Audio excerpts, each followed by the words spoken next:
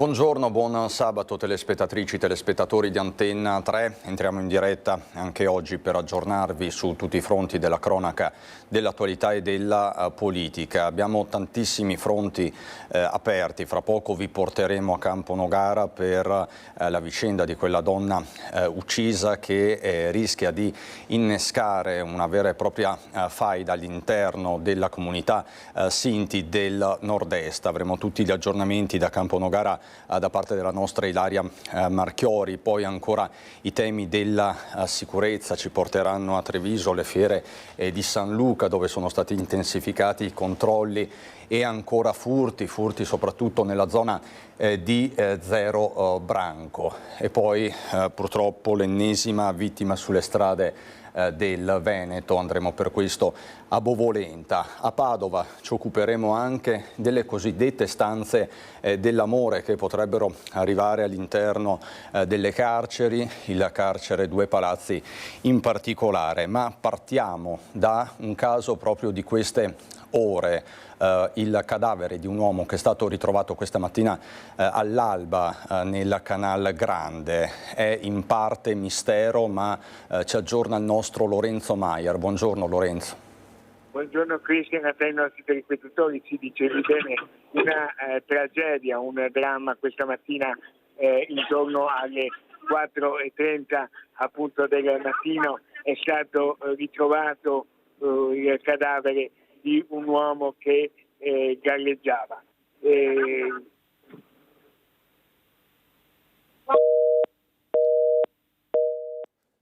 Lorenzo, torneremo a collegarci con te fra pochissimo, quindi si tratterebbe di un 32enne, 33enne toscano e chiaramente le indagini sono in corso. Parrebbe un gesto estremo per quanto eclatante, ma nessuna pista al momento si può escludere. L'avvenimento è chiaramente recentissimo. Fra poco torneremo a ricollegarci con il nostro Lorenzo Maier.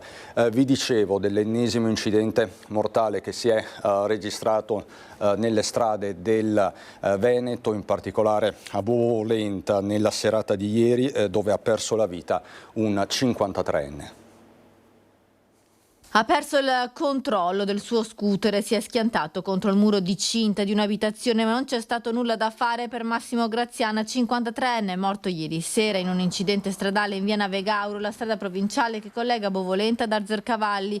L'incidente verso le 18 di ieri, sul posto i soccorsi del SUEM. Il 53enne è stato portato in ospedale a Piove di Sacco, dove è morto poco dopo il ricovero. I carabinieri hanno eseguito i rilievi. Da una prima ricostruzione si esclude il coinvolgimento di altri veicoli. L'uomo avrebbe fatto tutto da solo, avrebbe perso il controllo dello scooter all'improvviso, finendo contro il muro.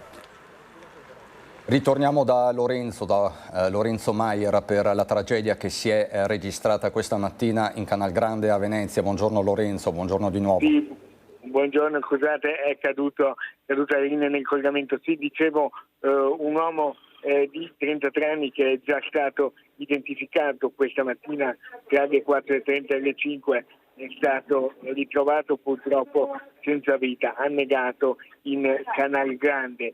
Siamo nella zona di fronte alla stazione ferroviaria. Un uomo di passaggio ha notato questa sagoma che sembrava di un corpo che galleggiava, ha subito chiamato i soccorsi che si sono immediatamente precipitati sul posto e purtroppo le prime impressioni si sono confermate veritiere. Si trattava del corpo di una persona, di un uomo originario nativo di Firenze. I soccorritori del 118 hanno cercato di rianimarlo, ma è stato subito chiaro che non c'era più nulla da fare.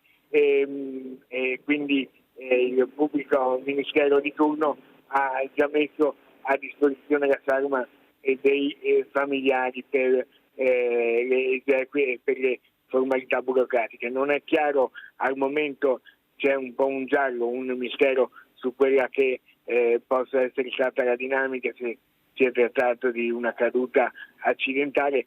Certamente non ci sono segni di violenza sull'uomo, quindi non è ancora stato chiarito come l'uomo abbia fatto a cadere in laguna in acqua e poi ad annegare. Se avremo novità ve le daremo nelle prossime ore, certamente purtroppo un risveglio con un dramma. Grazie Lorenzo Maier, quindi una vicenda ancora tutta da chiarire. Ovviamente ci torneremo nel corso delle nostre edizioni serali. Noi rimaniamo sulle strade del Veneto, è stata una giornata particolarmente intensa quella di ieri, così in Viale De Gasperi a Bassano del Grappa.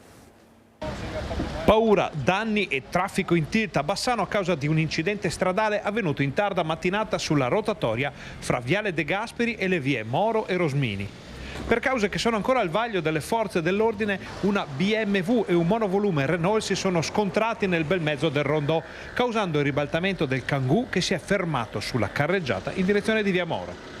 All'interno del veicolo c'erano 4 operai di ritorno da un cantiere che hanno faticato non poco per uscire dall'abitacolo.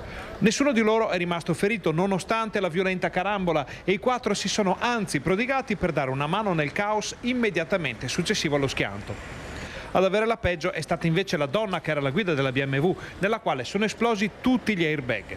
La conducente è rimasta bloccata al posto di guida per i colpi subiti e per lo shock ed è stata soccorsa dai sanitari del SUEM arrivati poco dopo sul posto. Prima di loro si sono alternati al suo fianco gli automobilisti che hanno assistito allo scontro e si sono impegnati a gestire anche la viabilità impazzita. In breve, infatti, si sono create lunghe colonne e la tranquillità viaria della zona è andata in tilt. Ma a patire i disagi maggiori sono stati i veicoli provenienti dal centro studi. Lunghe colonne di auto e camion hanno impegnato la polizia locale per quasi un'ora, fino a quando i mezzi incidentati sono stati rimossi. 4 feriti invece in un incidente a Campodarsego.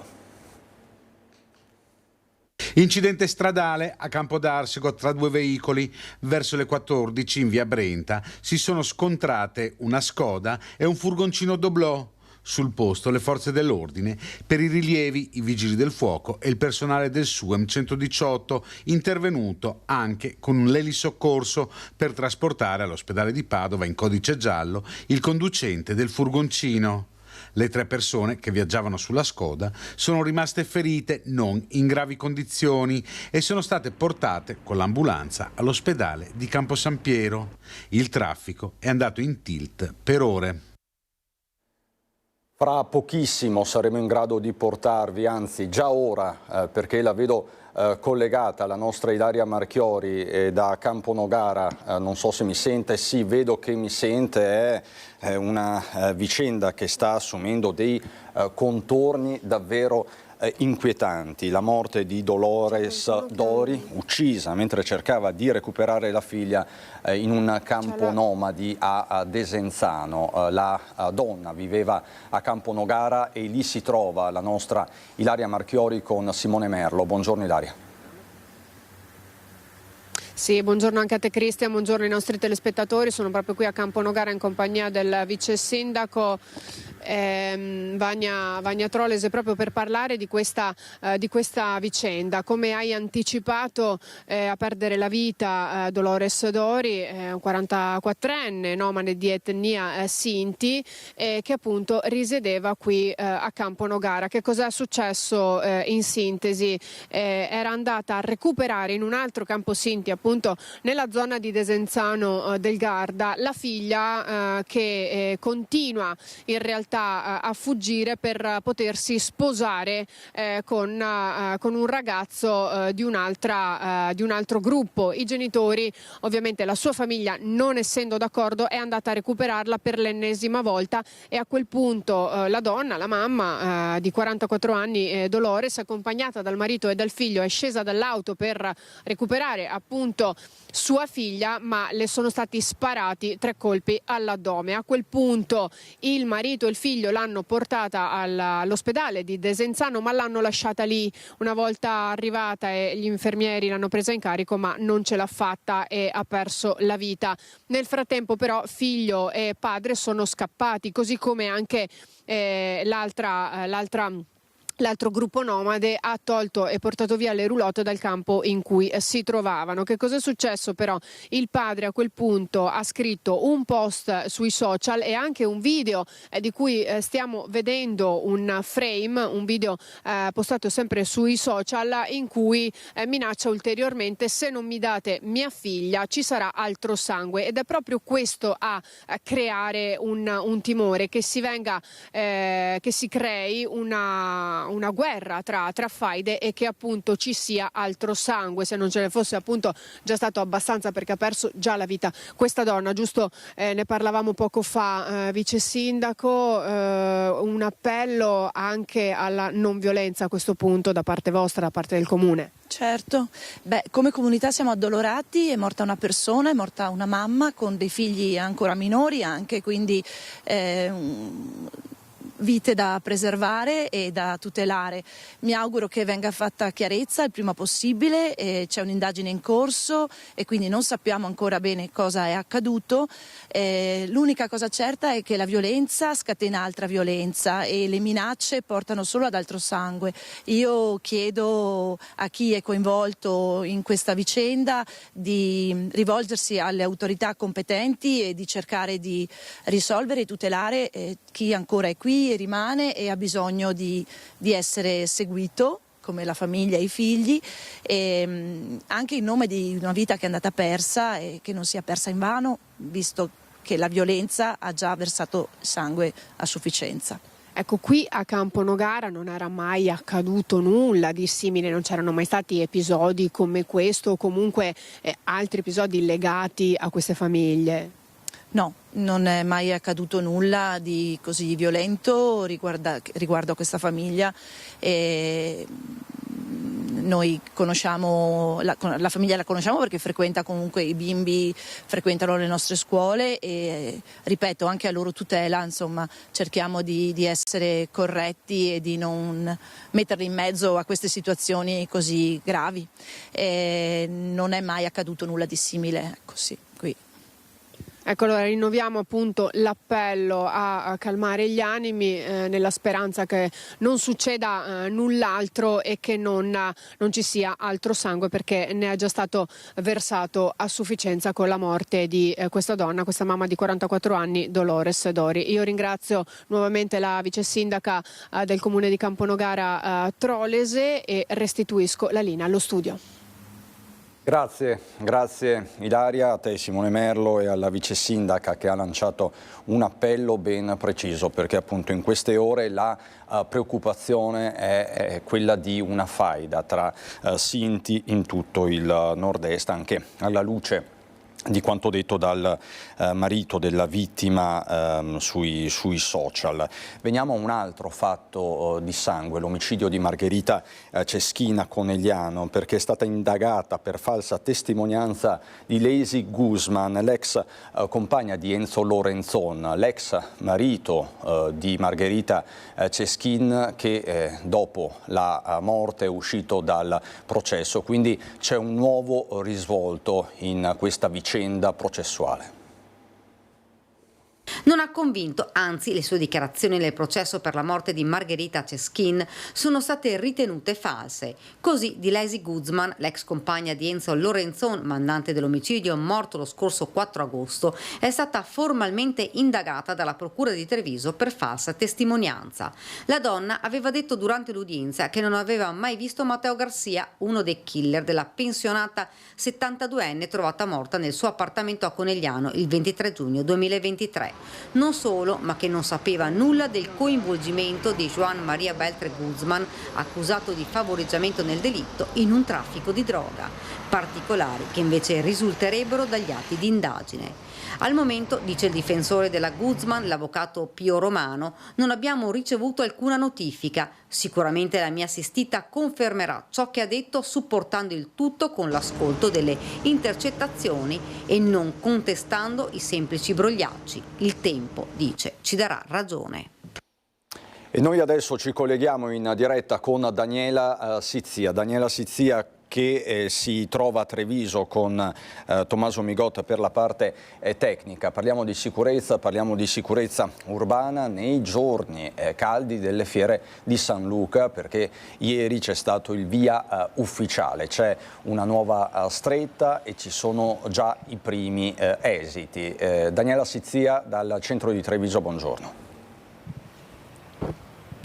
Buongiorno Cristian, buongiorno ai telespettatori. Sì, l'hai detto tu, questo è il primo weekend caldo perché insomma sono partite le fiere di San Luca, questa festa tradizionale qui per Treviso, e ovviamente si cerca di far trascorrere queste giornate in sicurezza per le famiglie che portano anche i bambini, per evitare che ci siano problemi come quelli in passato con magari risse fra ragazzini, ma non solo, perché sono state anche potenziati i controlli sulle strade anche per evitare insomma la guida in stato di ebbrezza. Quindi primo controllo importante, potenziati i controlli, tanti gli uomini sulle strade. Io sono con il comandante della polizia locale di Treviso, Patrick Antonelli. Intanto buongiorno, grazie per essere qui. Com'è andata la giornata di ieri?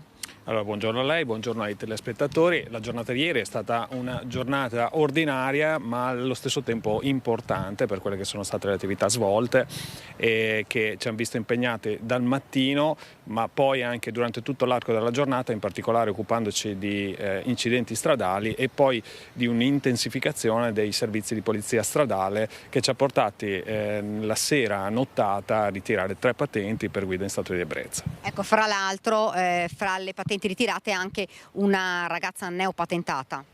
Sì, è così, purtroppo il fenomeno è presente e quindi noi siamo qui per contrastarlo. Mi riferisco evidentemente alla guida in stato di ebbrezza o comunque sotto l'effetto di sostanze stupefacenti. Questo è un fenomeno che non conosce età e quindi anche i più giovani evidentemente vengono trovati in alcune occasioni alla guida sotto l'effetto di appunto bevande alcoliche. Ecco, è un appello quello che noi facciamo anche ai giovani, ci rivolgiamo in particolare anche a loro, che nel particolare saranno i primi anche a subire le conseguenze, nel senso che essendo neopatentati poi la loro patente esaurirà immediatamente il punteggio, mi riferisco ai punti della patente di guida, e dopodiché dovranno effettivamente pure dover rifare un esame. Ecco, giornata straordinaria perché fra l'altro proprio in città ci sono stati anche alcuni incidenti stradali, uno addirittura con un monopattino che non era neanche regolare. Sì, 4 incidenti stradali,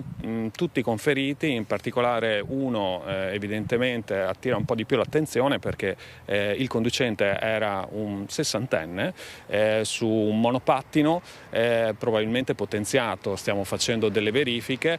Senza il casco, cioè non faceva uso del casco protettivo obbligatorio, sappiamo, che circolava tra l'altro in contromano e quindi ha avuto tra l'altro la peggio, quindi di questo ci siamo dovuti occupare e anche qui è un fenomeno che stiamo contrastando. Ecco comandante, abbiamo detto sono iniziate anche le fiere di San Luca, non ci siete solo voi, c'è anche la questura, insomma un controllo importante proprio per evitare eventuali episodi di risse fra ragazzini. Lo sappiamo, a volte è difficile perché ne arrivano tanti soprattutto la sera, ma insomma voi ci siete.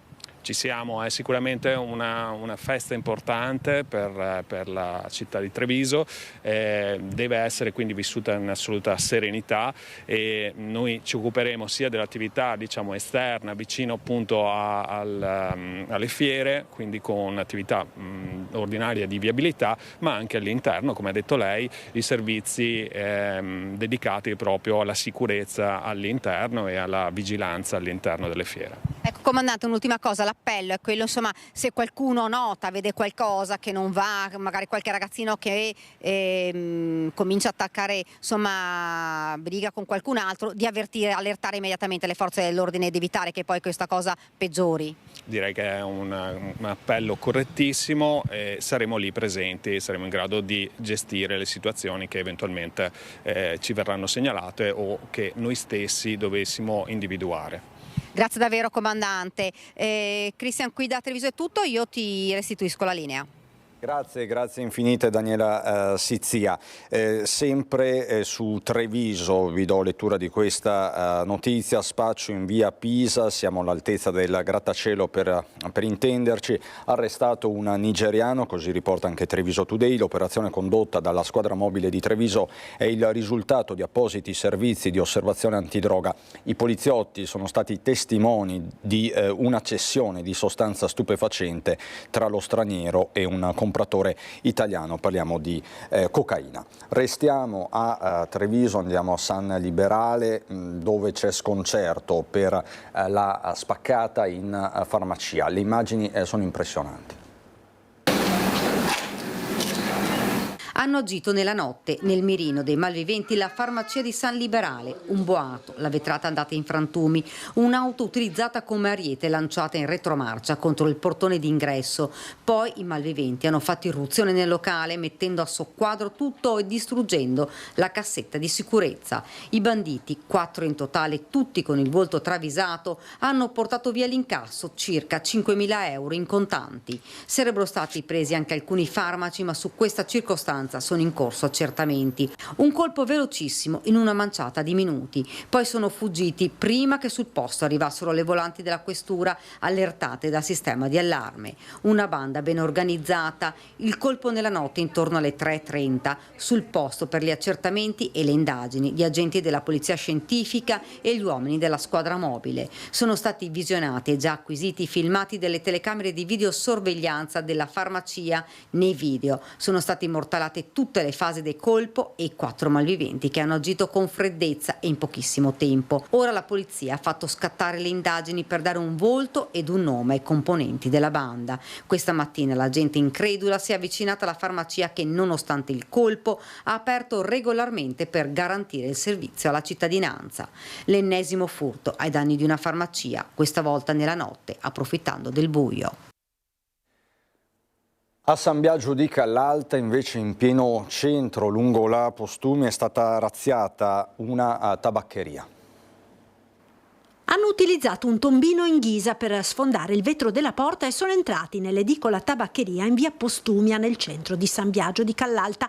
Erano in 3 mascherati con passamontagna, mentre uno faceva il palo all'esterno, gli altri 2 sono entrati nel negozio ed hanno arraffato tutto quello che hanno trovato, il denaro contenuto nella cassa con il ricavato della giornata, valori bollati, tutte le sigarette. Il colpo circa alle 4 del mattino. A lanciare l'allarme sono stati i condomini residenti sopra la tabaccheria, svegliati di soprassalto dal botto. I ladri hanno agito molto rapidamente, gettando la refurtiva dentro un sacco e sono poi fuggiti facendo perdere le proprie tracce. Il colpo è stato ripreso dalle telecamere della videosorveglianza del negozio. Le immagini sono ora al vaglio dei carabinieri che conducono le indagini. Ladri sicuramente spregiudicati, visto che il negozio è proprio nella piazza del paese, a fianco della chiesa, di fronte al comune e soprattutto a pochi passi dalle caserme dei carabinieri e della polizia locale. Un colpo a poche ore di distanza dal furto del portafogli ad un'anziana raggirata nel parcheggio del supermercato poco distante, che allarma i residenti. Sì, tutti e 2 concentrati nella giornata di ieri. Anch'io ho un negozio comunque e ho sempre un po' di timore. Speriamo che siano episodi così isolati che non si ripetano, però sì, c'è un po' di timore. Penso proprio di sì, perché era abbastanza calmo prima. Si stava bene, insomma, pazienza, chissà che si avvicina pure il Natale, la gente ha bisogno di guadagnare e fanno i furti. Il comune intanto sta cercando di incrementare la videosorveglianza. Stiamo cercando di fare tutto il possibile perché i cittadini si sentano al sicuro. Fortunatamente abbiamo anche un'ottima collaborazione con le forze dell'ordine, le quali sono sempre pronte ad intervenire quando ci sono casi di questo genere. E proprio nella Marca sono stati arrestati dai carabinieri dei malviventi che avevano legato e rapinato un'anziana in Emilia-Romagna. Legata, imbavagliata e rapinata, la vittima è un'anziana sorpresa dai malviventi mentre si trovava a letto tra il 10 e l'11 settembre scorso. Una notte di terrore per la 90enne immobilizzata da un uomo e da una donna. Il colpo era avvenuto a Bellaria, comune romagnolo. I banditi avevano prima rovistato l'appartamento, poi si erano dati alla fuga con una catenina d'oro e 500 euro a bordo della Mercedes della vittima, alla quale avevano rubato le chiavi dell'auto, e dopo averla minacciata di gravi conseguenze qualora avesse denunciato l'accaduto. Non solo, ma avevano sottratto alla donna sia il cellulare che il cordless per impedirle di chiedere aiuto. Nel corso dell'azione la donna aveva riportato gravi lesioni alle costole. I due malviventi sono stati catturati dai carabinieri della compagnia di Castelfranco Veneto nella Marca. Accusati di concorso in rapina aggravata sono stati fermati un 30enne tunisino irregolare sul territorio nazionale ed una 40enne originaria di Montebelluna, entrambi senza fissa dimora e con precedenti penali. Il blitz dei militari dell'Arma ad Altivole presso un agriturismo nel quale hanno trascorso la notte. Pensava evidentemente di fare un affare vendendo ricariche per sigarette elettroniche ai compagni di scuola, invece è finito nei guai seri fino al collo. Uno studente è stato beccato con 7 kg di prodotti da fumo illegali nello zaino, scattato il sequestro ed è stata pure elargita una sanzione record. È rimasto ovviamente sorpreso perché era totalmente inconsapevole di questa pratica illecita. Ma davvero è vietato? È stata la prima incredula reazione del ragazzo, appena sedicenne, quando i finanzieri gli hanno trovato nello zaino, davanti all'ingresso della scuola, ben 72 confezioni di sigarette elettroniche usa e getta contenenti nicotina, appena arrivate dalla Cina e pronte per essere rivendute ai compagni di classe, molti dei quali minorenni. Oltre l'illegalità della vendita, bisogna sottolineare il fatto che questi prodotti non sono controllati, quindi non si sa che cosa contengono e questo può far male a chi li utilizza. Il giovane studente di un istituto superiore di Castelfranco Veneto stava per dare inizio a una piccola attività di commercio scolastico del tutto illegale. Il materiale sequestrato, oltre 7 kg di ricariche usa e getta, è risultato non dichiarato in dogana, in altre parole di contrabbando. I prodotti erano stati acquistati tramite un social network da un sito gestito da un'impresa cinese, ora sotto la lente dell'Agenzia delle Dogane e dei Monopoli. Abbiamo segnalato all'Agenzia delle Dogane e dei Monopoli la piattaforma per il conseguente oscuramento, perché dal 1 gennaio 2025 è illegale vendere prodotti contenenti nicotina online. Per lo studente è scattato un verbale da capogiro, oltre 36.000 euro di sanzione amministrativa, per la quale, data la sua minore età, saranno chiamati a rispondere anche i genitori. Noi abbiamo parlato con la mamma, che ovviamente era abbastanza stupita, si è molto arrabbiata anche con il figlio. Dopo il lungo controllo e la spiegazione dettagliata delle conseguenze, il ragazzo, visibilmente scosso, ha però ringraziato gli agenti. Era pentito, sì, era pentito. Un gesto che ha colpito anche le Fiamme Gialle. I controlli verranno intensificati. La pratica della vendita fra minori di sigarette elettroniche è diffusa. Purtroppo ci siamo resi conto che effettivamente non si tratta di un caso isolato. Noi ovviamente continueremo a fare controlli di questo tipo per prevenire la diffusione di queste pratiche illegali, soprattutto tra i minori. Parliamo adesso di droga, tanta droga, ben 30 kg di cannabis che sono stati sequestrati dai carabinieri del comando di Feltre. Figurava come un'azienda di produzione di canapa legale e autorizzata. Peccato che le piante sequestrate dal comando feltrino dei carabinieri a un produttore di Pedavena lo scorso 1 ottobre presentassero una percentuale di principio attivo tale da farle rientrare a tutti gli effetti tra le sostanze stupefacenti. 30 kg di cannabis sativa e 2 kg di hashish, il bilancio della perquisizione in azienda, così come a casa dell'imprenditore, sostanze illegalmente detenute in violazione della normativa vigente che ne consente la produzione per scopi squisitamente industriali o agroalimentari. Per l'uomo è stato disposto l'arresto domiciliare in attesa di ulteriori determinazioni da parte della Procura di Belluno. La droga sequestrata era destinata con ogni probabilità soprattutto al mercato locale, fa sapere il comandante comandante della caserma Feltrina, capitano Andrea Caminiti, che evidenzia la necessità del rispetto delle regole al fine di preservare tutela e sicurezza delle fasce più vulnerabili della popolazione.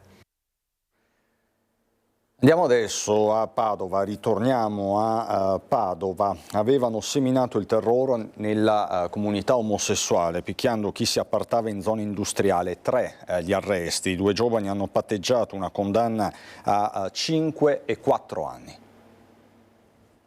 Avevano picchiato almeno 10 persone appartenenti alla comunità omosessuale in via Polonia nella zona industriale di Padova. 2 giovani marocchini di 23 e 19 anni, residenti a Fossò e Vigonovo, hanno patteggiato una condanna, il primo a 5 anni di carcere e oltre 5.000 euro di multa, il secondo a 4 anni di carcere e 2.600 euro di multa. La richiesta è stata accolta dal GUP di Padova, che ha pronunciato la sentenza.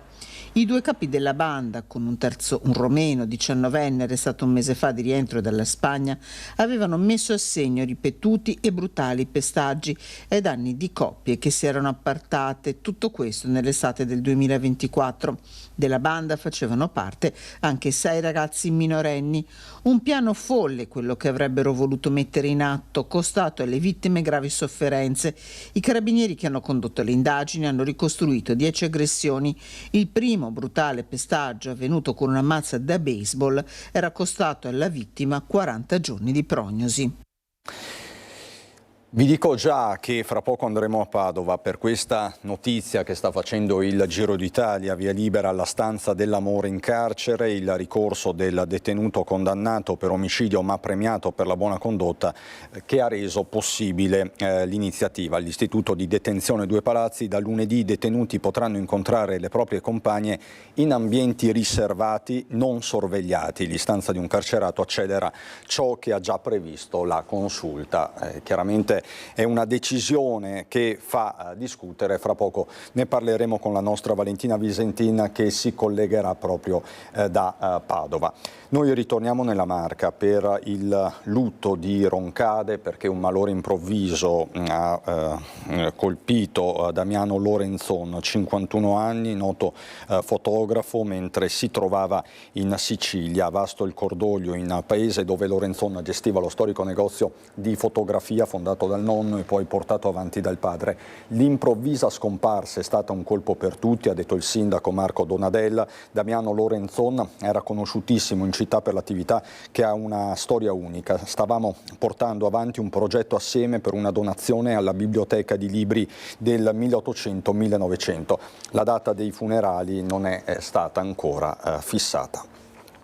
Andiamo adesso in Friuli per una vicenda molto significativa. La direzione distrettuale antimafia di Trieste ha infatti disposto il sequestro delle campagne di raccolta degli indumenti usati che sono finite nell'inchiesta su un presunto traffico illecito di rifiuti. Si tratta di un'operazione su larga scala. Prosegue l'indagine della DDA di Trieste sul presunto traffico illecito di rifiuti per cui sono sotto indagine 4 persone. Si tratta delle campane per la raccolta degli indumenti usati gestiti dalla Euro Recuperi, società di Bagnoregio in provincia di Viterbo, che ha in carico il servizio e un capannone a Manzano per lo stoccaggio degli indumenti raccolti nei punti della provincia dove i cittadini li depositano. Dal mese di agosto il ritiro è fermo, con il risultato che gli abiti si sono accumulati e le zone di raccolta assomigliano sempre più a discariche di rifiuti a cielo aperto. Il sostituto procuratore della DDA, Federico Frezza, ha risposto il 1° ottobre il sequestro di tutte le campane che dovrebbero essere rimosse dalle piazzole in cui si trovano e custodite in locali dei comuni. Sono in tutto 41 le campane da sequestrare, dislocate in 24 comuni della provincia di Udine. A dare esecuzione al sequestro saranno i carabinieri del nucleo operativo ecologico, che si stanno interfacciando con i comuni per avviare la rimozione. Finora gli indagati sono Alfio Marconi, amministratore dell'Euro Recuperi, Fabio Pavan, dipendente della ditta, che si occupava della raccolta degli abiti usati dalle campane e del loro trasporto e stoccaggio nel capannone di Manzano, Graziella Dell'Oste, che coadiuvava il lavoro di Pavan, e Alessandro Marconi, anche lui dipendente, addetto al trasporto da Manzano a Bagnoregio. La società ha origine nel 1998 e da allora si occupa di raccolta di indumenti usati attraverso le campane dislocate sul territorio. Gli indumenti raccolti vengono selezionati e rivenduti. Secondo la DDA si tratterebbe però di un traffico illecito. Il periodo finito sotto inchiesta è tra ottobre 2024 e giugno 2025. Considerando la distribuzione capillare dei contenitori, la rimozione e la pulizia delle zone colme di indumenti misti ad altri rifiuti abbandonati non sarà molto rapida, ma tutti gli enti e le società interessate si stanno attivando per farlo nel più breve tempo possibile. Torniamo sulla giornata di ieri, la mobilitazione di tutta Italia, del nord-est a favore del popolo palestinese. A Padova la giornata si è conclusa con un corteo per le strade della Città del Santo a cui hanno preso parte 50.000 persone, così dunque nel tardo pomeriggio sera di ieri. Di fronte a una cosa del genere l'unità è fondamentale e questa piazza lo sta dimostrando. Un lungo corteo che sembrava non avere fine, una manifestazione come non se ne vedeva da tempo in città, con una partecipazione senza precedenti. Per i manifestanti 5.000 le persone che hanno preso parte al corteo per Gaza e il popolo palestinese a Padova dopo una lunga giornata di mobilitazione e sciopero. La questura parla invece di 30.000 presenze, restano comunque numeri altissimi che la città ricorderà. Da Piazza Garibaldi a Prato della Valle, bandiere della pace e della Palestina, una folla eterogenea, famiglie, bambini, lavoratori, sindacati per un unico grido: Palestina libera.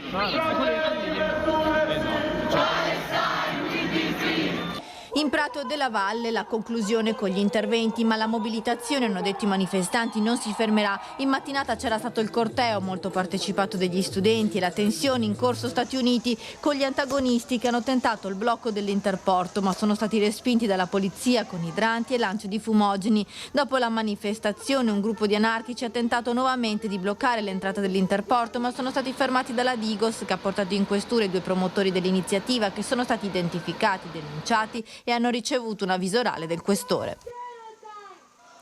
Restiamo a Padova, alle scene di ieri, in particolare il blocco dell'interporto, una delle forme di protesta più eclatanti.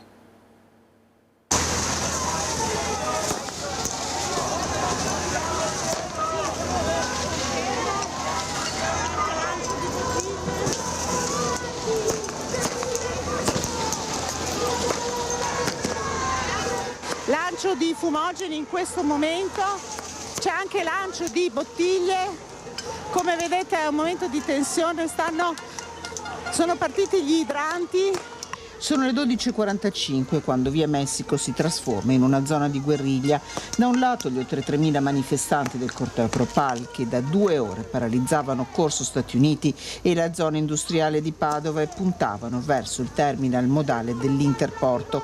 Dall'altro la polizia che al tentativo di sfondamento dei manifestanti ha risposto con l'uso degli idranti e il lancio di lacrimogeni, preceduto dal lancio di lacrimogeni, bottiglie di vetro e palloncini con vernice rossa da parte dei manifestanti. Il corteo stia ripiegando. Dopo un ripiegamento accennato, il corteo torna sui suoi passi. Volevamo semplicemente andare al terminal dell'interporto a attaccare 2 striscioni per denunciare appunto queste aziende che ancora commerciano con Israele e sono complici del genocidio. Abbiamo subito non una carica ma un sacco di lacrimogeni sparati dalla polizia e idranti senza alcun motivo. La lunga mattinata della zona industriale di Padova era partita poco dopo le 9 quando la spicciolati manifestanti avevano iniziato a invadere il piazzale del mercato ortofrutticolo. Bandiere della Palestina, gente di tutte le età, anche famiglie con bambini. Abbiamo deciso di bloccare l'interporto di Padova, uno degli snodi commerciali più grandi della città, dove passa il sistema produttivo di armi e di merci verso Israele. Qui lavorano imprese come Maersk, MSC, che sono direttamente coinvolte nel genocidio in corso in Palestina. Percorrendo le 2 carreggiate di Corso Stati Uniti, il corteo ha prima bloccato la rotatoria che interseca via della ricerca scientifica per poi dirigersi verso via Messico. La paralisi è stata totale per oltre 3 ore. Sciopero oggi, sciopero domani! Padova così non si era mai vista, è uno dei blocchi più importanti e più forti che siano mai successi a Padova, peraltro avviene nel giorno dello sciopero generale, le strade sono state chiuse non per scelta delle forze dell'ordine ma perché lo sciopero è riuscito, in tutti i magazzini abbiamo tantissimi lavoratori qua in corteo insieme a noi, non sono andati a lavorare. Una mattinata finita con un faccia a faccia che non ha registrato feriti né tra gli agenti di polizia né tra i manifestanti. Questo il fronte padovano, c'è stato poi quello veneziano tra Laguna e Terraferma.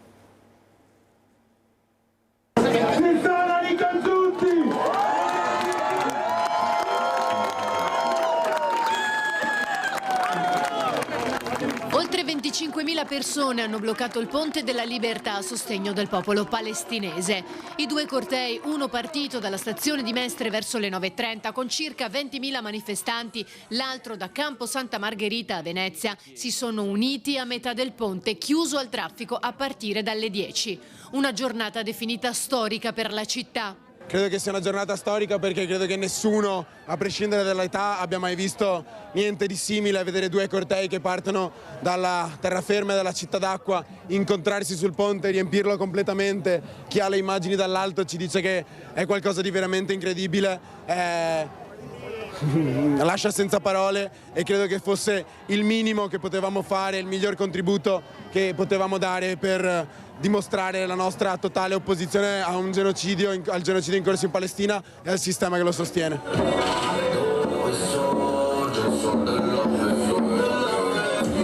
Il corteo partito da Mestre ha visto la partecipazione della CGIL e dei sindacati di base, del coordinamento degli studenti medi, dell'Unione degli universitari, i comitati no inceneritore. Una manifestazione pacifica che non vuole assolutamente danneggiare la città ma vuole bloccarla per fare in modo che non si resti più indifferenti, in silenzio e che anche le istituzioni del nostro territorio prendano una posizione chiara. Non è il momento di parlare di equidistanza, serve in questo momento garantire non tanto l'esistenza giusta dello Stato di Israele, ma serve garantire la sopravvivenza del popolo palestinese.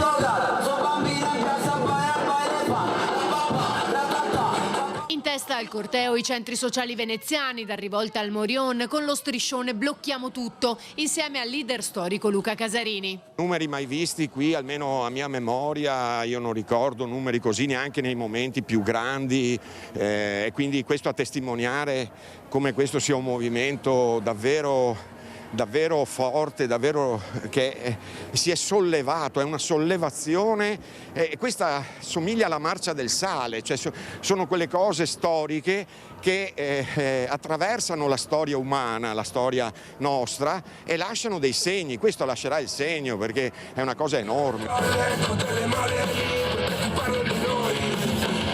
Ponte della Libertà chiuso, inevitabili disagi al traffico con code in tangenziale nelle strade limitrofe fino al centro di Mestre. In tilt il trasporto pubblico locale che ha visto un'alta adesione allo sciopero. I due cortei si sono sciolti verso l'ora di pranzo.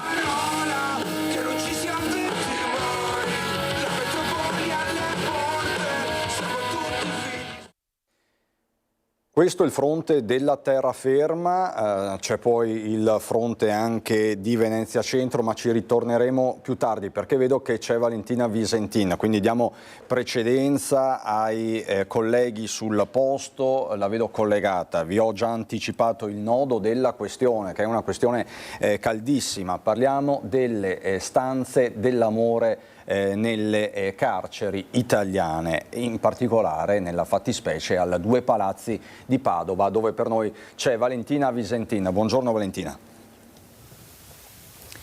Sì, buongiorno da Padova, e proprio da Padova dovrebbe partire questa sperimentazione dal carcere Due Palazzi. Lunedì pare ci sia la conferma, lunedì questa nuova stanza che è già stata definita la stanza dell'amore, sostanzialmente una stanza adiacente a quella dei colloqui, dotata di una camera con un letto e un lavandino, una questione tanto dibattuta che comunque sta creando divisione tra gli operatori del del carcere, perché se ci sono ovviamente le associazioni che fanno le attività ricreative nel carcere e sono favorevoli, la polizia penitenziaria, qui con me c'è Giovanni Vona del SAPPE, ha sollevato delle perplessità sulla sicurezza di questa stanza, con il pericolo che possano essere introdotte, come già purtroppo è accaduto anche nel carcere Due Palazzi, droga o cellulari, insomma cose che non devono entrare in carcere.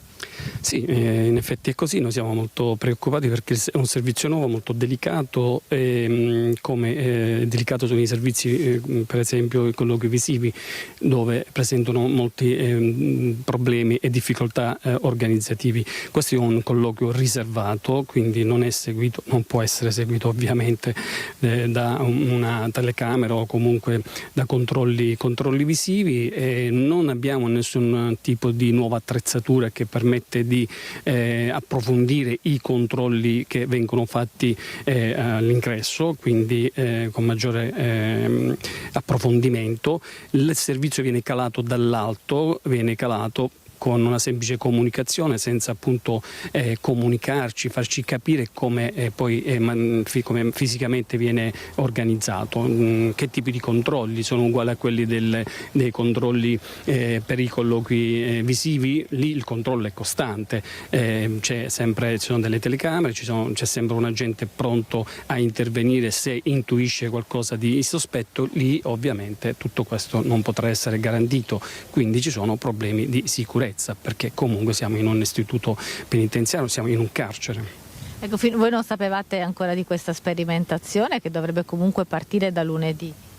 Sì, sapevamo, perché lavorando dentro è chiaro che non è che sono situazioni, movimenti che si possono nascondere, è chiaro che però ovviamente qui non è in discussione il principio sancito dalla Corte, confermato più che altro dalla Corte Costituzionale, è legge, e quindi deve essere fatto non in questa maniera. Grazie mille a Giovanni Vona, e dal carcere di Padova è tutto, Rina può tornare allo studio. Grazie davvero Valentina Visentin da Padova per questa che sta diventando una questione calda, e per questo vorrei subito un commento del mio ospite Marco Della Pietra, sindaco di Spresiano, Fratelli d'Italia. Della Pietra.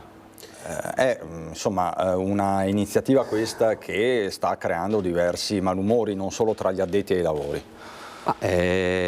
Oggettivamente mi pare quantomeno insolita, ecco, come iniziativa. Io capisco che la parte repressiva della pena non sia l'unica e che serva anche la funzione riabilitativa. Certo è che nel momento in cui mi pare di aver capito che sia stata accolta l'istanza di un condannato per omicidio, se non erro, quando si parla di amore io sono convinto che l'amore sia assolutamente la cosa più importante e che l'amore vinca sempre. In questo caso qua magari, ecco, se uno ha ricevuto una condanna, credo che parte della condanna sia anche quello di non di privarlo degli affetti assolutamente, ma neanche che ci sia un'apertura del genere. Ma se anche vi fosse l'apertura,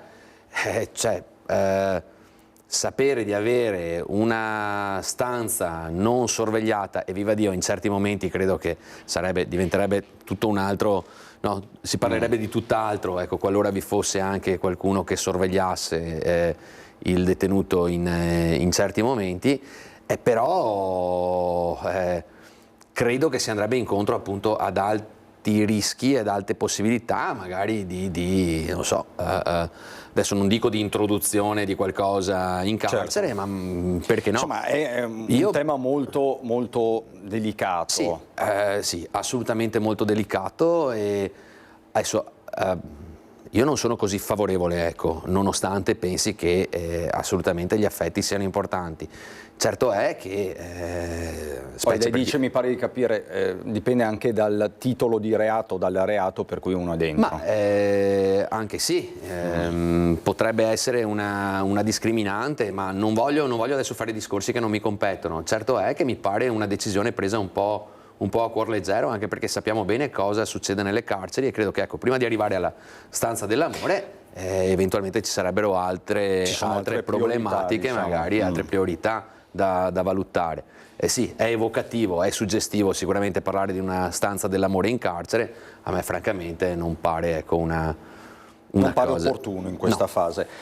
Allora, noi ritorniamo alla giornata di ieri, alla mobilitazione del Veneto, al Veneto che si è fermato. Vi abbiamo raccontato lo scenario a Padova, quello a Venezia, c'era poi Thiene e poi Vicenza, dove c'è anche la voce di tanti residenti esasperati per i disagi, così a Vicenza.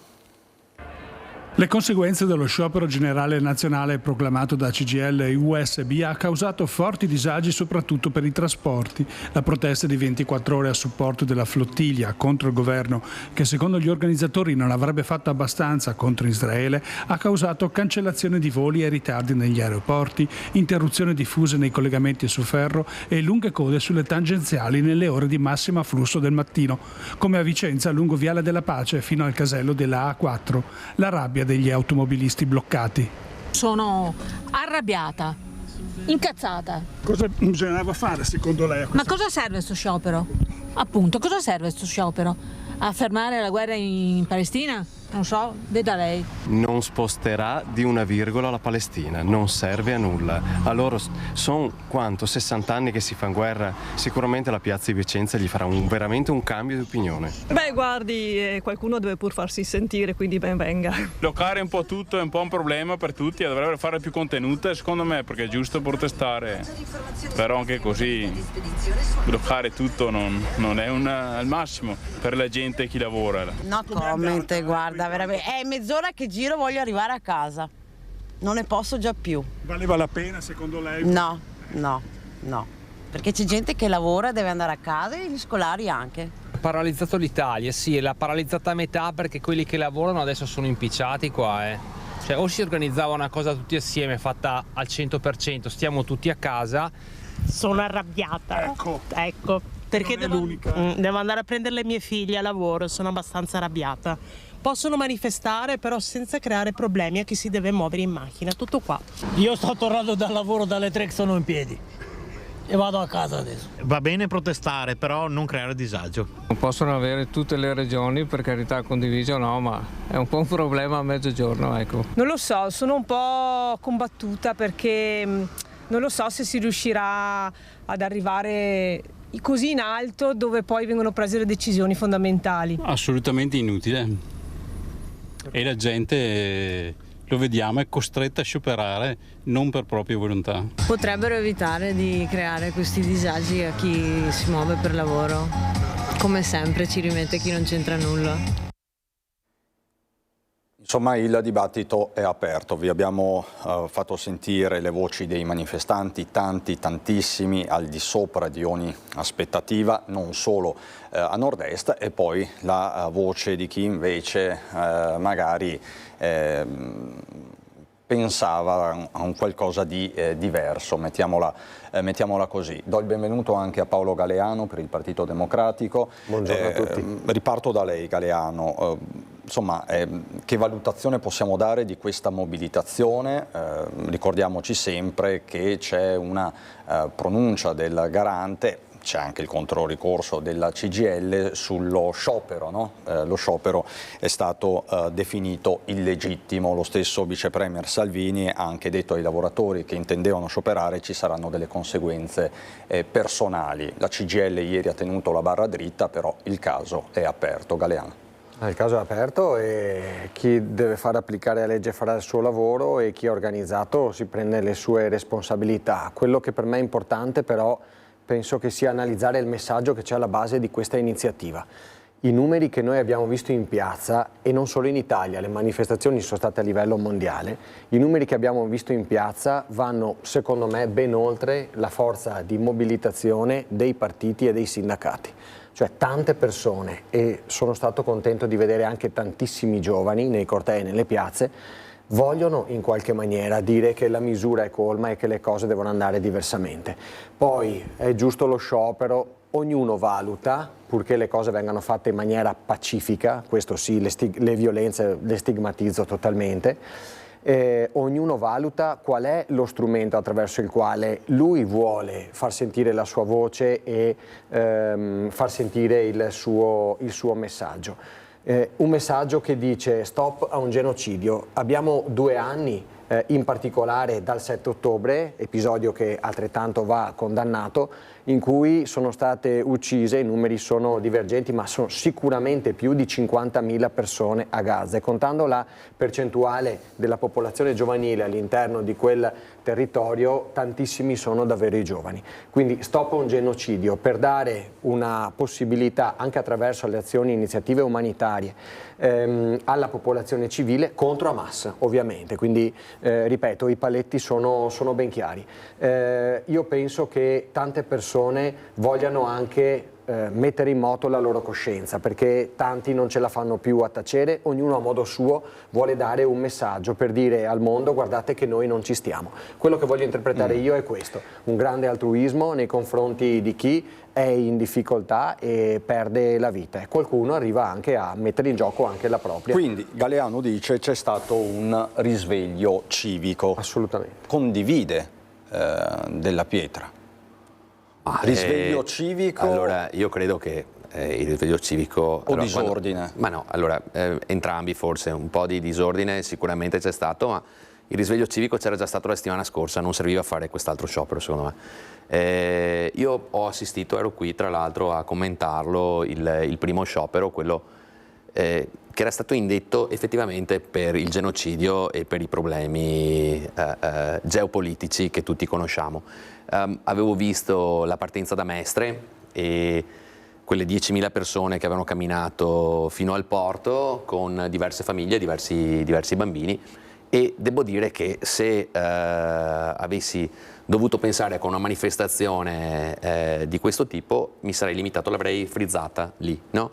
E lì secondo me aveva avuto senso. Quest'altro è stato un po' una cosa fatta più per disturbare, ecco, più contro un governo, e non so neanche per quale motivo l'abbiamo fatto contro il governo, anche perché tra l'altro oggi abbiamo notizie di... Quindi lei la prende sul personale? No, diciamo, no, non sul personale, però è evidente, cioè scioperare per la flottiglia e addurre come motivo... la Commissione di Garanzia l'ha definito illegittimo, no? L'ha considerato illegittimo, insomma, mi pare già che basti. Quindi scioperare contro una decisione, per amore di Dio è stato fatto ricorso, Landini, adesso vedremo come andrà a finire e vedremo cosa succederà. Però ecco, mi pare un po' strumentalizzato questo secondo. Secondo me il primo era stato poi che la gente scenda in piazza, ma viva Dio, sappiamo tutti di cosa stiamo parlando e ci mancherebbe anche altro che fossimo disumani, lungi da me dal dire questo. Poi sì, prima Paolo diceva ognuno lo fa a modo proprio, per dire il mio modo non è questo, far sentire se stessi e bloccare altra gente e pregiudicare altra gente. È vero che no, secolo secolorum è quello, no? Quando tu se vuoi far vedere qualcosa devi, no? Secondo me anche no, nel 2025 si può fare in maniera diversa. Una cosa, questo governo, l'esecutivo Meloni, è allergico alle manifestazioni? Allora, secondo lei, Galeano?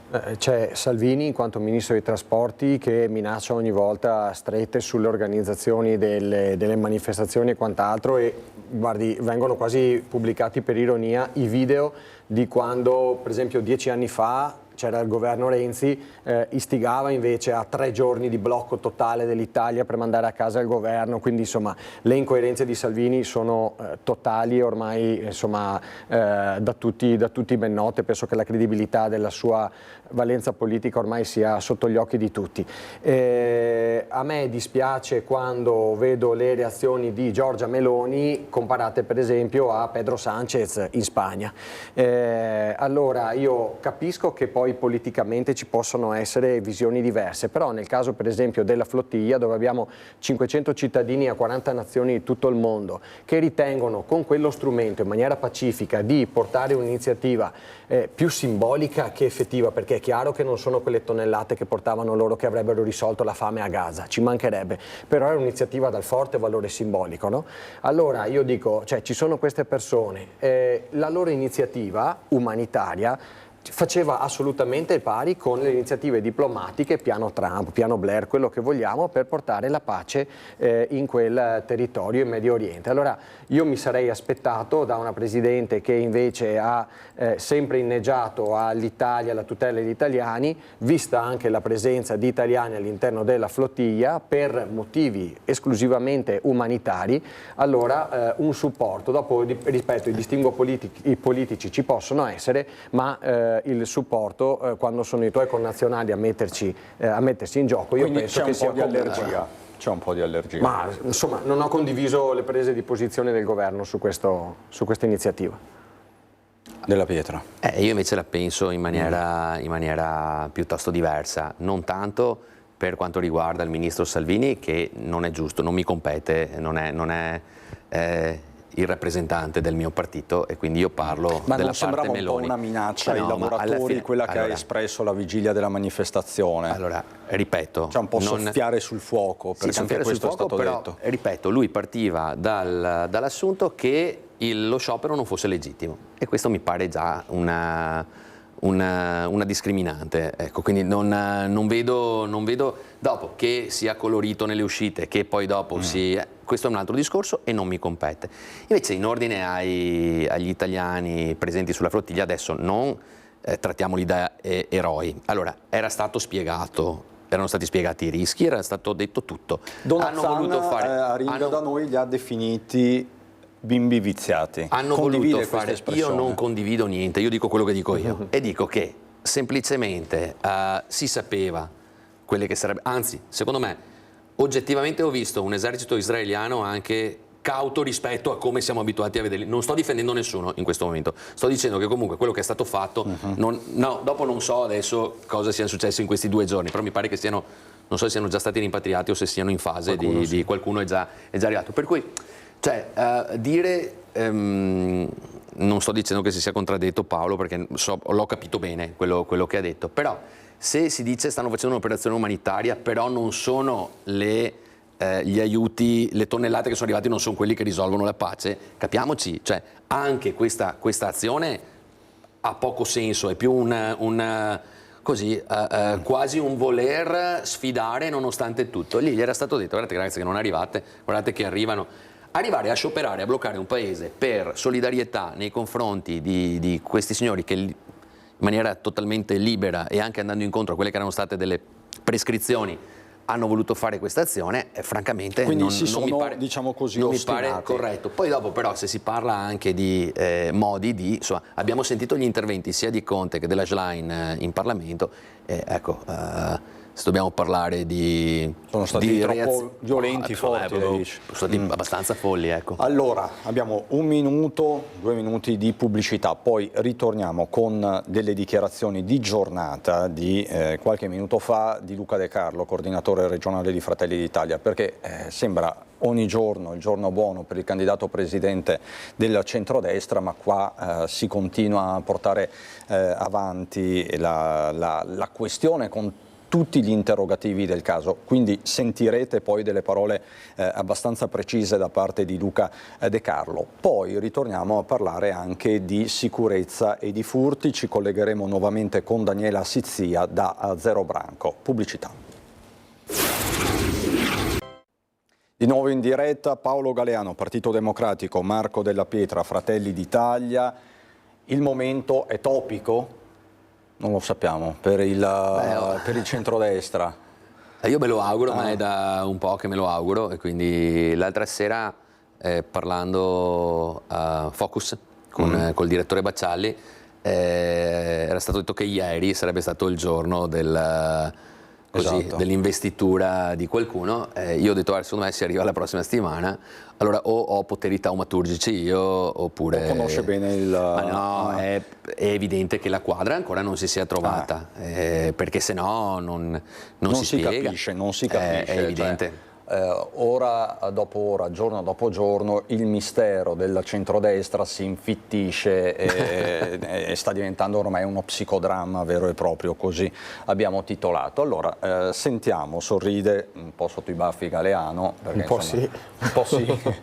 Vabbè, allora sentiamo cosa ha detto ai microfoni di Marta Marangon poco fa Luca De Carlo, ospite di un evento a San Polo di Piave. Luca De Carlo, coordinatore regionale di Fratelli d'Italia, che per molto tempo è stato dato anche come possibile candidato presidente del centrodestra. L'ipotesi è ancora sul tavolo? Boh, lo vedremo.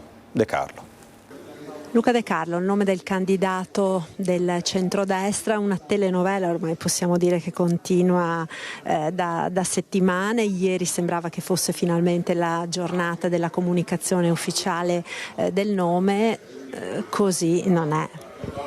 Potrei parafrasare Bosco e dire che rigore è quando arbitro fischia, quindi le ricostruzioni di questi giorni erano ricostruzioni giornalistiche, ciascuno fa il proprio lavoro, ma in concreto c'era un lavoro del centrodestra del tavolo, perché non è facile dopo 15 anni di Zaia trovare un candidato e trovare un accordo su un candidato che sappia portare avanti con la stessa straordinaria capacità con cui l'ha fatto Luca Zaia il buon governo del centrodestra. Ormai siamo addirittura d'arrivo, quindi credo che i veneti nel giro di pochissime ore o giorni saremo in grado di dare quello che sarà il candidato, sapendo che la forza del centrodestra è sempre la sua compattezza. Ecco, è di ieri anche la dichiarazione del ministro Urso, che ha nuovamente ribadito le carte in regola di Fratelli d'Italia per rivendicare il candidato alla presidenza della regione, a maggior ragione dopo la vittoria nelle Marche. Beh, io lo dico da un po' di tempo, insomma, lo dico che noi abbiamo due possibilità, quella di essere giusti e quindi prendere in considerazione il volere dei veneti, che è quello che ha riconosciuto Fratelli d'Italia il 32% le politiche, il 37% le europee, o essere generosi e dare al nostro alleato la possibilità di fare ciò che i numeri direbbero che spetta a Fratelli d'Italia. Ma questo in un'ottica generale del buon governo del centrodestra in tutta Italia. Credo che i nostri leader sapranno trovare sicuramente la formula migliore. Noi siamo pronti. Lei è generoso? Io sono generoso di natura, poi il giorno di San Francesco non può non esserlo chiunque, quindi credo che facendo appello alla bontà e alla grandissima sempre senso civico e soprattutto predisposizione del centrodestra di saper compattarsi su qualsiasi candidato, credo che una volta trovata la quadra la grande sfida sia lavorare tutti forte e assieme per l'obiettivo. Ecco, lei è partito con questa citazione calcistica, postata peraltro ieri su Facebook, alla quale ha risposto anche suo figlio, citando sempre il calcio con chi ha preso a calci le caviglie. Dura tenere fermi i figli in questo momento, perché magari noi abbiamo qualche freno inibitorio in più, magari anche la maturità. I giovani invece sono più esplosivi ed è giusto che lui viva la sua vita e la sua esplosività, la sua gioventù nella maniera in cui crede. Dopodiché la politica è tanta mediazione, quindi non sempre ai principi corrispondono poi i risultati. Ma chi li ha presi i calci nelle caviglie? Beh, quelli che marcavo, questo di sicuro. In politica no, però, sono sempre stato abbastanza gentile, dai, questo credo me lo possiate riconoscere. Calcisticamente diciamo che era un osso duro. Insomma, alla fine, per chiudere, quando si saprà questo nome? Ma nel giro di poco, secondo me, ormai siamo addirittura d'arrivo e quindi i veneti possono stare tranquilli che oltre alla compattezza del centrodestra, che è valore assoluto, ci sarà anche il nome del candidato e quel candidato sarà supportato da tutta la coalizione, indipendentemente dal fatto che sia di un partito o di un altro. Non la si sta tirando un po' troppo per le lunghe? Credo che sia la volata lunga. Perché guardi, si è partiti con la polemica sul terzo mandato e quindi è quasi un anno e mezzo che si parla di questo. Poi su chi dovesse succedere a Zaia, per cui è diventata lunga. In realtà i tempi ci sono tutti per la definizione sia di un candidato che per il deposito delle sue liste, quindi credo che non sia una questione di lungaggine. Galeano, mi aiuti? Faccia lei la sintesi del De Carlo pensiero. Facciamo questo esercizio, tra virgolette, politico. Lei che cosa ha capito? Io ho capito che siamo ancora in alto mare. Io ho capito che il focus di queste dichiarazioni è per me sbagliato, nel senso che si parlava di valutare se si è giusti o generosi. Sì, ma il punto è nei confronti di chi? La coalizione del centrodestra è ovviamente il destinatario delle frasi di De Carlo, ma io penso che al centro debba esserci il Veneto e debbano esserci i veneti. Perché dico questo? Non solo perché faccio campagna elettorale, ma perché guardo ai fatti. La tiritera sta andando talmente lunga che il problema si ripercuote sulle politiche per il Veneto e per i suoi cittadini. Che cosa è stato votato gli altri giorni in Consiglio regionale, i giorni scorsi? Il bilancio provvisorio per il 2026, l'avvio del bilancio provvisorio. Zaia ha indetto le elezioni al 23 e 24 novembre, si poteva evitare questo avvio che porta per definizione con sé incertezza nelle politiche, perché significa bilancio provvisorio, significa che fatto 100 la disponibilità di ogni capitolo di bilancio, non si potrà impegnare tutta la somma fino a quando non ci sarà il bilancio di previsione definitivo per tutta la regione. Vuol dire che tutte le politiche sociali, sanitarie, per il territorio, economiche, qualora ci fossero, del trasporto, qualora ci fossero, devono aspettare mesi prima che arrivi il bilancio definitivo. Se invece la partita fosse stata focalizzata sul bene del Veneto, le elezioni sarebbero state indette come hanno fatto in altre regioni molto prima, in maniera che poi il nuovo Consiglio si sarebbe insediato per dare il via subito col 2026 alle politiche per il pieno sviluppo del nostro territorio. Allora, sappiamo che nei conclave si entra sempre papi e poi si esce cardinali, no? Solitamente è così. Però insomma il nome di Alberto Stefani si è fatto tanto in queste settimane, in questi giorni. Se non fosse lui alla fine, questo potrebbe essere anche un problema all'interno del centrodestra, di sicuro lo è per la Lega, che ha accarezzato a lungo questo nome. Mi pare, restando nella metafora calcistica, che lo stesso De Carlo lanci in là la palla per certi versi, dice vabbè, i tempi saranno strettissimi, ma di fatto non c'è ancora una convergenza sul nome, o sbaglio Della Pietra? Allora, a parte che anch'io sono uno che spinge per la teoria della doppia G di De Carlo, invece, perché secondo me invece giusti e generosi è molto importante. Ma al di là di questo, e dopo volevo dire anche una cosa su quanto ha detto adesso Paolo, però se vogliamo usare così citazioni calcistiche, c'era Trapattoni che diceva non dire gatto se non ce l'hai nel sacco, e mi pare un po' più questa più adatta, ecco, in questo caso a Stefani. Io non ho nulla contro Stefani, anzi mi pare una brava persona, uno che ha anche dell'esperienza, però mi pare che si sia lanciato un po', si sia messo il carro davanti ai buoi. È evidente che in una trattativa complessa come quella che è non il rapporto nel centrodestra, ma il dopo Zaia, perché la dirimente è proprio che dopo 15 anni di Zaia si deve avere un candidato condiviso, e quindi la discussione tra i partiti di maggioranza è evidente che non sia così semplice come magari qualcuno vuol far vedere. Per cui ecco, io non lo so che problemi possa creare, perché ho sentito anche Zaia dire se non sarà Stefani sarà un problema. Sì, ma per chi? Non di certo per i veneti, come si diceva prima, non di certo per gran parte della coalizione, probabilmente sarà un problema interno alla Lega, ma di questa cosa qua chiaramente non voglio neanche. Ma si aspetta la Calabria adesso anche. Ma a me della Calabria, cioè adesso ragazzi, non prendiamoci in giro. Allora, prima le Marche, poi la Calabria, poi no, ma allora aspettiamo la Lombardia, che tra l'altro adesso vogliono anticipare, ho letto stamattina il voto, perché sennò sarebbe andato dopo le politiche del 2027. A me sembra un po' fantapolitica sta cosa qua, non credo che i risultati di altre regioni possano, anche perché questo sì sarebbe un'offesa nei confronti dei veneti. Il Veneto ha una sua identità, ha una sua forza, ha le sue peculiarità e non c'entrano niente. Secondo me questa è una cosa per deviare un po', no? Ma è anche per montare tutta sta cosa, no? Avete chiamato psicodramma, caspita, telenovela mi piaceva di più, ecco, che psicodramma.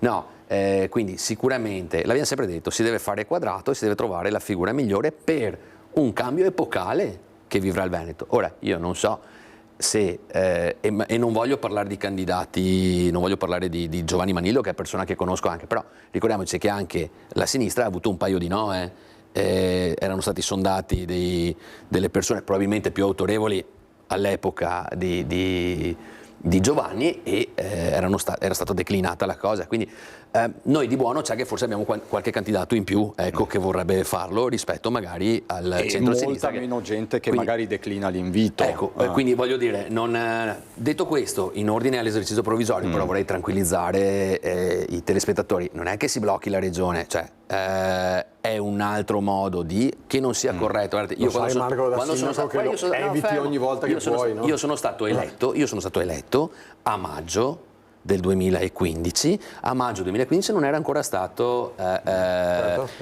a maggio, no, a gennaio, a maggio, bene, l'ho fatto a luglio io il previsionale, per cui so benissimo di cosa sta parlando, però è anche giusto dire, non è che si blocchi tutto, si lavora per dodicesimi, adesso non voglio scendere in tecnicismi, io l'avrei evitato, però lì non è colpa di chi sarà il prossimo, lì si poteva tranquillamente convocare prima, però lì allora chi ha convocato si prende le proprie responsabilità. Adesso che sia un problema interno alla coalizione, nel senso che quindi lì è responsabilità di Zaia. Cioè non l'ho scelto io la data delle elezioni. Quello che sto dicendo io è che il focus è stato risolvere le beghe prima del bene dei veneti. Sì, però voglio dire, se avesse e invece non è proprio così, cioè lì probabilmente le beghe di una persona, cioè non lo so, i desiderata di una persona, non lo so di Luca Zaia, per forza è evidente, cioè, se Zaia ha scelto di convocare l'ultimo giorno, non l'ho mica scelto io.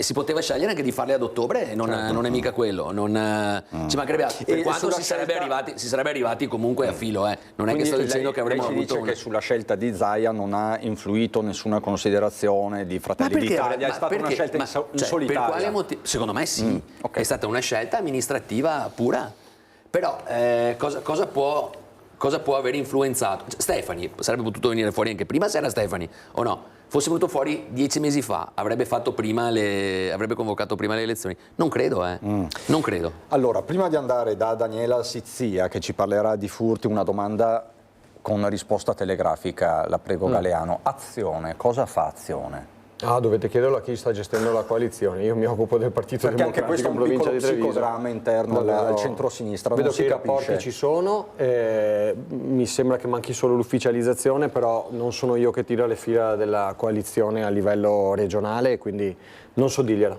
Mi occupo del Partito Democratico in provincia di Treviso. Daniela Sizzia da Zero Branco. Daniela, buongiorno, parliamo di furti, lo stiamo facendo da giorni, da settimane, da mesi mi verrebbe da dire, ma insomma il periodo è molto molto delicato. Cosa ci racconti, Daniela? Buongiorno Cristian, buongiorno ancora, buongiorno anche agli ospiti che hai lì in studio. Parliamo di furti che sono stati segnalati nel sito dell'associazione Furti in Corso, in una via San Vitale che è un po' a ridosso, a confine con Quinto. Purtroppo non ci sono state segnalazioni e denunce ai carabinieri, questo è uno dei problemi che ci sono sempre, purtroppo ci sono questi furti o tentati furti, però poi non vengono fatte le denunce. Io sono con il vice sindaco Lucia Scatolini, intanto buongiorno, grazie per essere qui. Che cosa si può fare? Lei ha avvertito, allertato, ha sentito i carabinieri, ci dice noi non abbiamo avuto però denunce, purtroppo però ci sono, ma i cittadini non vanno poi dai carabinieri. Sì, intanto grazie, buongiorno. La situazione è questa, io ho interpellato i carabinieri per sapere se a seguito di quella segnalazione avevano avuto loro qualche denuncia, ma mi hanno detto di no. L'importante è proprio andare a denunciare. Tra l'altro in via San Vitale ci sono due tipi di telecamere, quelle di contesto e quelli che rilevano le targhe, quindi molto probabilmente sarebbe meglio che la persona interessata o le persone interessate andassero a denunciare, visto che c'è anche questa possibilità. Anche perché in questo modo si potrebbero avviare le indagini ovviamente e individuare poi i responsabili, visto che ci sono insomma telecamere dappertutto. Il problema dei furti però è un problema ormai si può dire quotidiano, un po' in tutti i comuni, con colpi messi a segno anche con proprietari all'interno delle abitazioni. voi state facendo riunioni anche con i cittadini, lanciate gli appelli, insomma che cosa si può fare di più, perché i cittadini sono esasperati ora? Sì, dunque noi abbiamo una serie di gruppi di telecamere posizionate in molte frazioni qui di Zero Branco, in molte vie, e adesso dovremo, tra poco c'è il gruppo di Scandolara che si sta riunendo per aderire al progetto Adotta una telecamera, che ormai ha qualche anno e che prevede il fatto che i cittadini possano acquistare le telecamere e donarle al comune, il quale comune le installa e procede a immetterle nel circuito software, e quindi poter avere un controllo in più. Qua a Zero Branco ne sono installate molte, e in più facciamo tante riunioni con i carabinieri. L'ultima è stata fatta il 16 settembre qui in sala consigliare dal controllo di vicinato, relatore e il generale Claudio D'Angelo, che nella passata amministrazione era un consigliere e che è uno dei membri nazionali del controllo di vicinato. A novembre ne abbiamo un'altra in programma con i carabinieri di Zero Branco. Noi sicuramente queste riunioni le facciamo qui a Zero Branco, a Sant'Alberto, a Scandolara, quindi insomma cerchiamo di dare maggiori notizie possibili. Anche perché questo purtroppo poi è il periodo più caldo sul fronte dei furti. Io ti ringrazio Daniela, devo andare assolutamente in pubblicità, grazie infinite Daniela Sizzia da Zero Branco. Ritorniamo con Della Pietra e Galeano fra pochissimo, un minuto di pubblicità e ci siamo. Di nuovo in diretta, siamo alle battute conclusive, sono sempre qui con Paolo Galeano, Partito Democratico, e Marco Della Pietra, Fratelli d'Italia. Tra le tante incertezze politiche di questi giorni ci sono però delle certezze. Una è che Paolo Galeano è candidato ufficiale del Partito Democratico e anche Della Pietra, possiamo dirlo, è candidato in pectore per Fratelli d'Italia, quindi siete tutti e due in corsa, con appunto i punti interrogativi che sono ben noti e dei quali abbiamo parlato finora. Galeano, un minuto a testa, lei come si comporterà da qui alle prossime settimane e che cosa farà, come articolerà la sua campagna elettorale? Ma guardi, io cerco di portare il modo con cui ho amministrato per 10 anni a Preganziol, anche nell'esperienza che cercherò di affrontare qui per mettermi a servizio di tutto il territorio veneto e della provincia di Treviso in particolare. Ascolto vero dei cittadini con l'umiltà che deve avere qualunque politico, che deve sapere di non essere tuttologo, ma deve avere, soprattutto in un momento storico come questo, il coraggio e la voglia di mettere assieme attorno a un tavolo tutte le tante forti esperienze, competenze sociali, economiche, lavorative che ci sono nel nostro territorio, per disegnare insieme quelle che sono le linee strategiche per venirne fuori in maniera forte, competitiva, senza lasciare nessuno indietro. Le sfide sono chiare, dalla crisi climatica dove non si discute sui se ma si discute sui come, e tutto quello che ci va dietro, con l'attenzione ad alcune contingenze.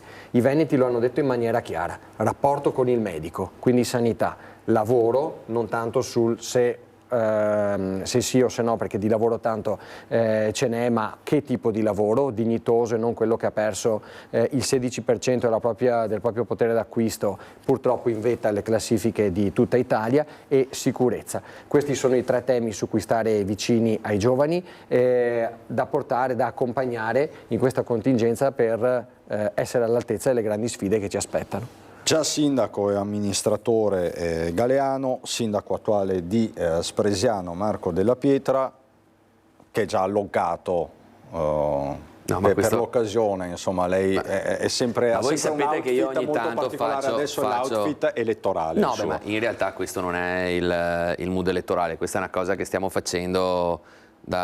adesso mi do... No, la squadra, esatto. No, questo è un modo per stare ancora di più in mezzo alla gente. Io credo di averlo sempre fatto, quindi non è che sia una novità, ecco, vedermi girare in mezzo alla gente, ma come giustamente diceva Paolo, per ascoltare la gente devi stare in mezzo alla gente.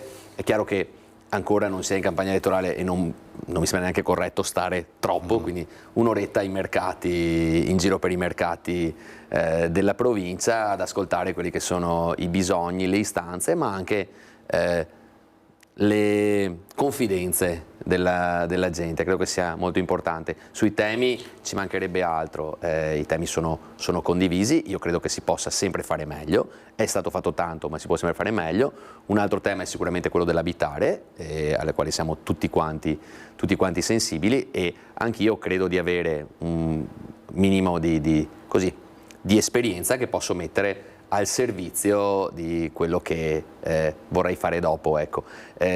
Essere amministratori sicuramente ti porta ad avere delle sensibilità in più, magari rispetto a chi amministratore non è mai stato, soprattutto nel rapporto quotidiano con la gente, per cui sicuramente credo che questo sia il punto di forza, ecco, mio, ma anche di chi è già stato sindaco e ha amministrato un paese. Diciamo che l'essere stati amministratori aiuta l'approccio, infatti non è un caso che tutti i partiti molto spesso facciano riferimento ai sindaci quando è ora di raccogliere preferenze. Detto questo, andiamo veramente in conclusione. Grazie Galeano, grazie Della Pietra, le notizie del giorno già ce le siamo dette. Bocca al lupo. Viva, altrettanto Marco. Viva, anche io altrettanto. Prevale il fair play su Antenna 3. Allora, le notizie del giorno. Il caso di Campo Nogara, Dolores Dori uccisa mentre cercava di recuperare la figlia nel campo Nomadi a Desenzano. Adesso c'è il rischio concreto, ci siamo collegati con Campo Nogara dove la donna risiedeva, rischio concreto, concretissimo di faide tra Sinti a nord-est. Poi i fatti di Bovolenta con la morte di una 53enne che lascia 3 figli, l'ennesima tragedia sulle strade del Veneto, e poi le reazioni dopo il venerdì di proteste che appunto ha segnato il Veneto, e poi ancora la politica, ne abbiamo discusso abbondantemente. Noi rientriamo in diretta alle 18:30 con l'edizione regionale, 19 Venezia, 19:30 Treviso con Belluno. Subito dopo la sigla c'è la rubrica di Lucio Zanato, Agricoltura. Alle 14:15 la Cook Academy con Cristina Lunardini e Erika Liverani. Alle 16:15 il film La ragazza delle balene, un film del 2002, un film drammatico del 2002 pluripremiato. Ringrazio dalla regia Alessandro Granziera e Alberto Pivetta. Ringrazio ovviamente tutti voi per la cortese attenzione. Buon proseguimento.